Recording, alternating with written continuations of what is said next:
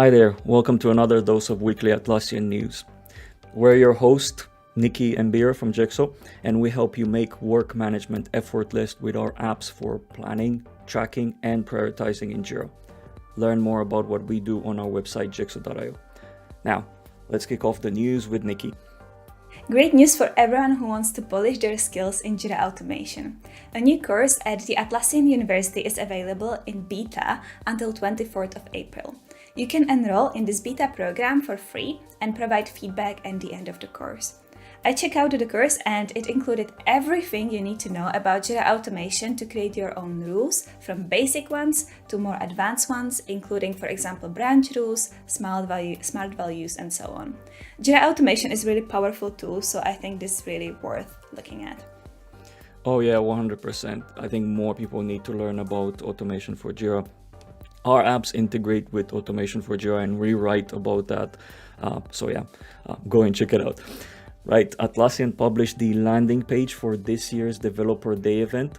This event will take place on 9th of June, starting at 9 a.m. Central European Summer Time and ends midday.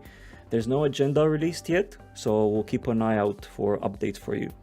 But who is this event for?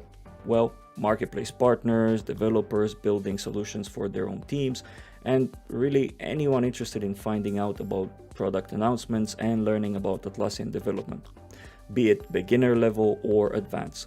So if that sounds like you, go ahead and register. It's completely free to attend. I'm expecting a lot of sessions about Forge, so I'm quite curious what the sessions are going to be about and the topics. Potentially just about Forge. Yeah, that's very much possible. Well, if you are using Atlassian latest tool Compass, you might like this latest feature update. Statuspage integration is now available for Compass. With this new feature, you will be able to connect Compass components to the Statuspage components. That way, you will be able to set, for example, incident or maintenance of the component directly from Compass without the need to leave the tool. This is a great productivity feature, and I can see how this saves quite a bit of time navigating around. Oh yeah, and I'm loving the fact that Compass is getting features left and right. I feel that every single week we announce new ones, so that's a great sign. Now, let's move over to Goosely for the weekly Atlassian events roundup. Quick mention, we added another group for listing all of the ACE events, the local Atlassian community events. So if we start there, this week we have a lot of in-person meetups. If you're in Boise tomorrow, join the event there for a Team 22 recap. The same day tomorrow, the Phoenix community gets together to talk about the Jira's JQL search functionality. The event is also packed with all-street solution tour of US, so you'll catch them at quite a few community events in Atlanta, Tampa Bay, Orlando, and Palm Beach. So check out the Goosely calendar for details if you want to catch the Old Street folks in person this week. On the partner organized event side, on Wednesday, our friends at MetaInf are having a meetup about ITSM. And on Thursday, Boris from Atlas Authority will be live on LinkedIn with Francis from Idalco to discuss benefits and challenges of SaaS integrations. If you're looking for an Atlassian organized event, well, you're in luck. Tomorrow you can join the 6 key things to know about cloud migration at scale. This is a webinar, and honestly, migration to cloud is a hot topic right now, so you might not want to miss this one. And that's a quick scan of over 20 events happening this week across communities and ecosystem. Do navigate to Goosely calendar page for details. So many events happening this week. Well, I guess that everyone's going to find the one that is good for them, so that's good. And now let's have a look at the updates around the Atlassian outage on around 400 cloud customer instances that started on April 4th. Atlassian engineering and support team has been busy communicating with impacted customers and restoring their instances. The team is expecting to have all instances restored until Tuesday, 19th of April. Atlassian CTO also posted the announcement detailing the exact reason why this incident happened and what are the next steps in order to prevent it from happening in the future. So what exactly happened? While cleaning up the legacy app inside asset management from customer instances, there was a mistake in the communication and incorrect IDs were provided to the team who was running the script. You can read more about this in the article. Yeah, this is a massive one. Big boo-boo. I really hope that it doesn't really happen that often and at all, hopefully, and that they kind of took some learnings from that.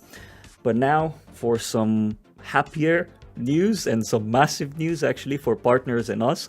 Atlassian has officially announced App Edition feature for the marketplace. They're planning to enable vendors of apps to structure their app features and pricing into free, standard, and advanced.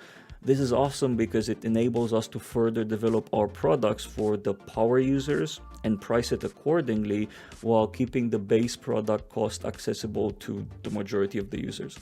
The current app setup will transition and be defined as standard, where our up to 10 users free no-cost setups will officially be a free app version.